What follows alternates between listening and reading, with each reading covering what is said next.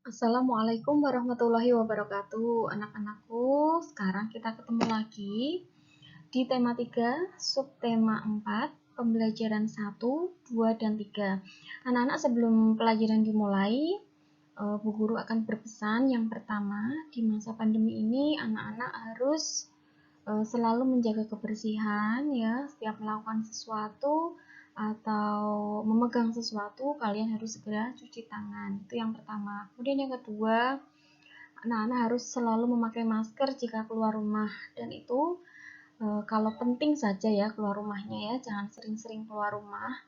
Terus lagi jaga jarak, jadi jangan sering berkumpul di tempat ramai ya.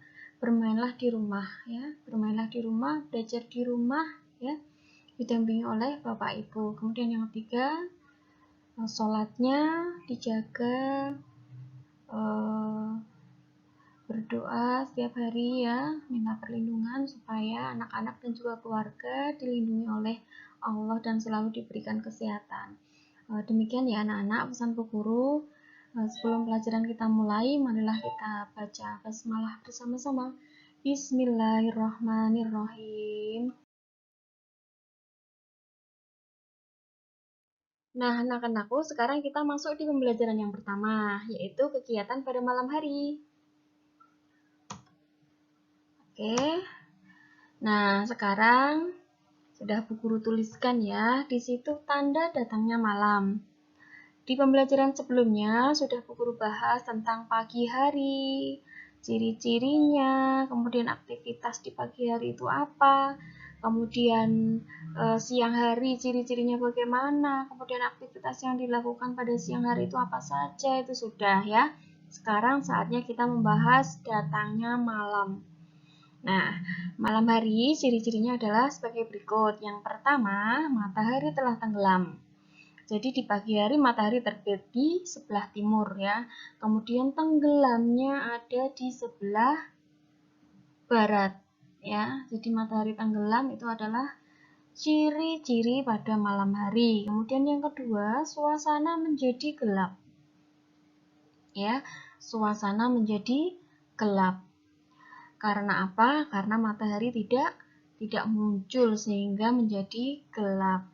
Yang ketiga, lampu-lampu mulai dinyalakan karena matahari sudah tenggelam ya.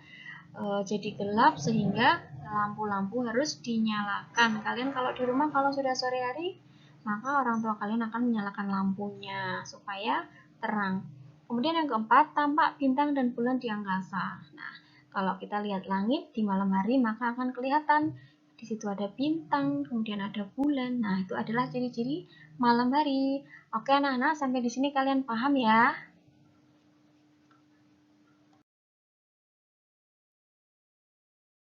Nah, anak-anakku, sekarang yang akan Ibu jelaskan yaitu kebiasaan yang dilakukan pada malam hari.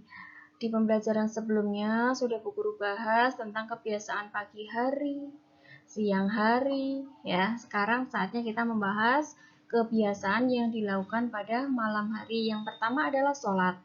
Sekarang Bu Guru tanya, sholat apa ya yang dilakukan pada malam hari? Ada yang bisa menjawab?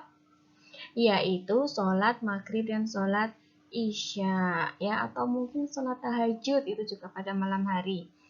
Nah, itu sholat ya. Kemudian yang kedua, makan malam. Selesai maghrib biasanya kalian makan malam dulu ya, itu adalah kegiatan yang dilakukan pada malam hari. Kemudian yang ketiga, menyiapkan peralatan sekolah untuk esok hari. Ini jika kalian sekolah ya. Apa yang perlu dipersiapkan? Jadwal dulu. Besok jadwalnya apa, disiapkan dulu. Kemudian pensilnya sudah diraut apa belum? Penghapusnya ketinggalan tidak, krayonnya, buku-bukunya ya harus disiapkan semua, dimasukkan di tas.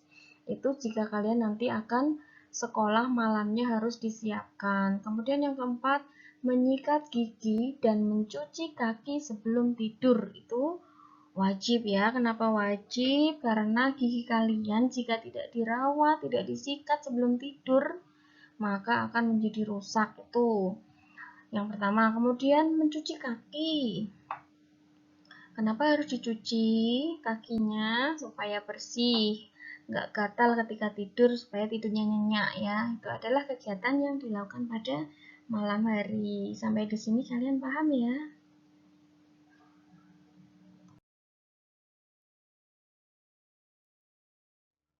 Nah, sekarang saatnya kita berkreasi.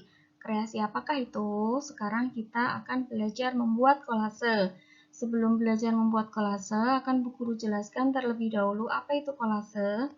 Kolase yaitu sebuah karya dua dimensi dengan menempelkan bisa kertas, bisa biji-bijian, bisa kaca, bisa kayu, bisa daun-daunan kering. Nah, itu ditempel menjadi sebuah karya. Nah, bagaimana cara membuatnya?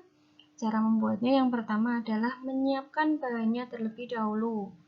Jadi bahan utama yang akan digunakan yaitu kertas. Kita siapkan kertas yang tebal. Kenapa harus tebal? Karena nanti akan diberi lem. Jadi kalau nanti kertasnya itu tipis, nanti akan gampang sobek itu. Jadi kertas, kemudian manik-manik ataupun biji-bijian yang akan dipakai untuk ditempel-tempel. Misalkan manik-manik, berarti yang disiapkan manik-manik.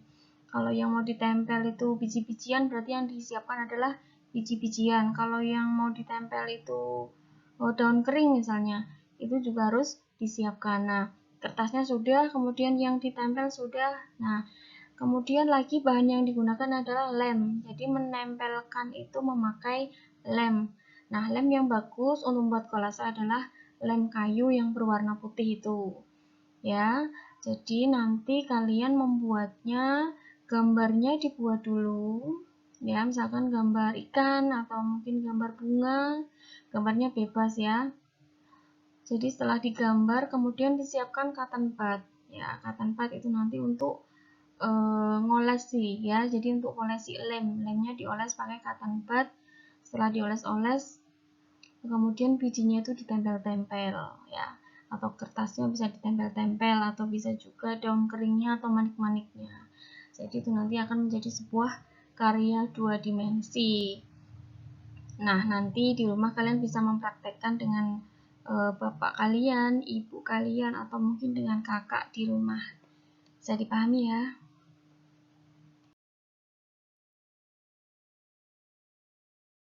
Anak-anak, ini contoh kolase yang terbuat dari biji kacang hijau.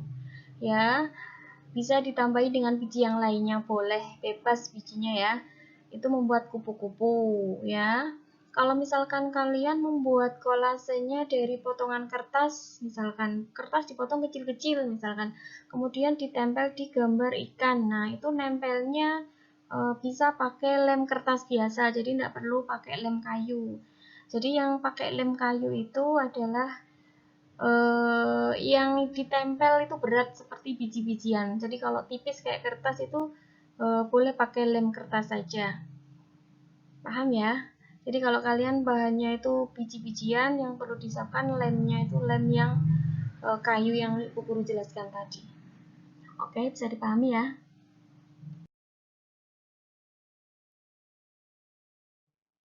Nah, sekarang kita masuk di pembelajaran yang kedua ya, yaitu membuat kalimat. Apa itu kalimat? Kalimat yaitu susunan kata yang terdiri dari paling sedikit 3 kata. Coba kita lihat nomor 1, kata malam. Jadi kata malam di sini kita disuruh membuat kalimat. Kita baca ya kalimatnya. Malam hari, udara terasa dingin. Itu ada berapa kata?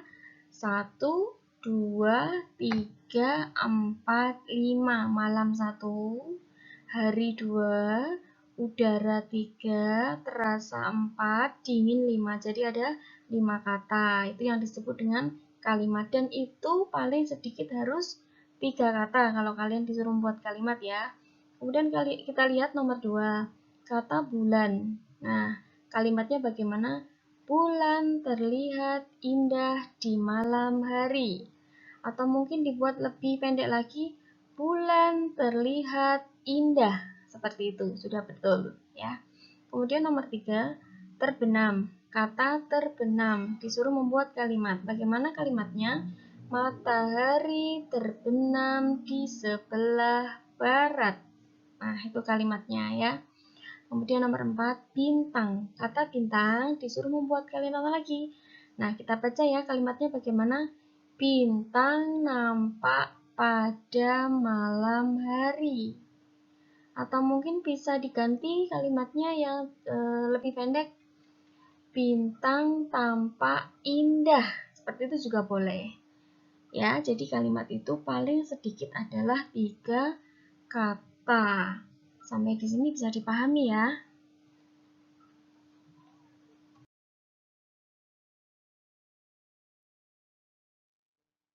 Pembelajaran yang ketiga, kita belajar berhitung, ya.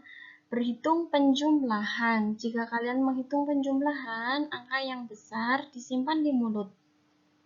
Kemudian angka yang kecil ditambahkan maju ke depan. Jadi 9 ditambah 5, 9-nya disimpan di mulut, kemudian maju 5 kali. Ya, maju 5 kali setelah 9, 10, 11, 12, 13, 14. Seperti itu ya. Jadi majunya 5 kali. 9 ditambah 4 berarti setelah 9 maju 4 kali. Kemudian soal nomor 3, 9 tambah 3 berarti setelah 9 maju 3 kali. Ketemu hasilnya. Sampai di sini paham ya?